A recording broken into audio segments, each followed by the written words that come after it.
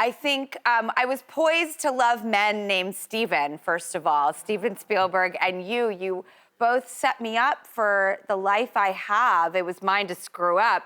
I think I've come full circle. Everything seems okay, relatively speaking. But you were such an important person to me when I was a kid because we did Firestarter together. This little picture says, "To Steven, I love you dearly, Drew Barrymore." And it's hung on my office wall for well over 40 years. Yeah. It was 1982 that we did Firestarter. We actually made 2 movies. That's right. We It made was Firestarter and Cat's Eye. Cat's Eye, that's right. Those years with you and meeting Tabitha and your whole family and being in your family home and in your world was very important to me. And it made important lifelong impressions that I hold so dearly in my heart. That's good. And not only were you a great actress, very, very young, you were a good person, and you're still a good person. And having written a book, Wildflowers, you should go get it now. Oh, goodness. I'm sorry. The fact that you've heard of my book, the one and only, the greatest, most important writer, I'm just now thinking of Jane Fonda's speech at the Golden Globes, and I thought not only was she the most eloquent human to ever speak, but she talked about the importance of storytelling and how it isn't fantasy, it's a way to bring in our human connectivity. Stories are great, and I love them, and I love to tell them, and I love when people say, you know, your story meant something to me. My favorite story of all time was I was in a Publix market down in Florida, and I came around the corner, and there was a lady in one of those little scooter carts that they have, and she said, "I know who you are. You're Stephen King.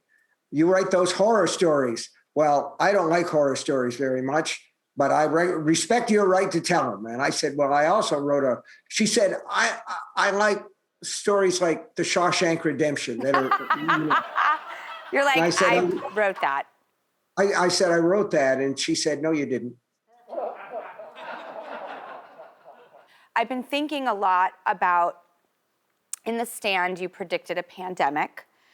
And we're a year into this one.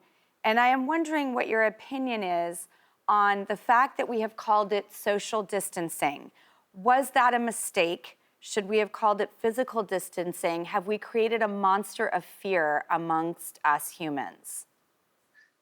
Well, you know, that's a really good question. And there are things about, I understand social distancing in the sense that, you know, if you're with a bunch of people, try to stay as far away so that the germs don't spread and all that. But boy, I miss being able to shake somebody's hands. I mean, there's something cool about giving them an elbow and all that. But, you know, we could do this in person if it wasn't for this thing. And Drew, I could give you a hug. We can't do that anymore. You know, that's not something that's happening. Hopefully it will again. I'm interested to see how books, novels, and movies will handle the pandemic. It's very tough to tell, for instance, a love story. Like, what are these guys going to do? The boy and the girl, when they finally get together, do they sort of rip off their masks and kiss, or do they kiss through the masks, or exactly what do they do? It's going to be tough, and there are going to have to be some changes. The anxiety is everywhere. I think we're going to need to find, through storytellers like you, guides of how we will refine romance, how we will refine connectivity, how we will be able to overcome the fears and anxieties. And we're gonna need smart, brilliant minds like yours to guide us out of this.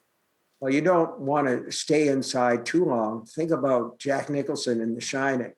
You know, people get a little bit freaky when they spend too much time by themselves.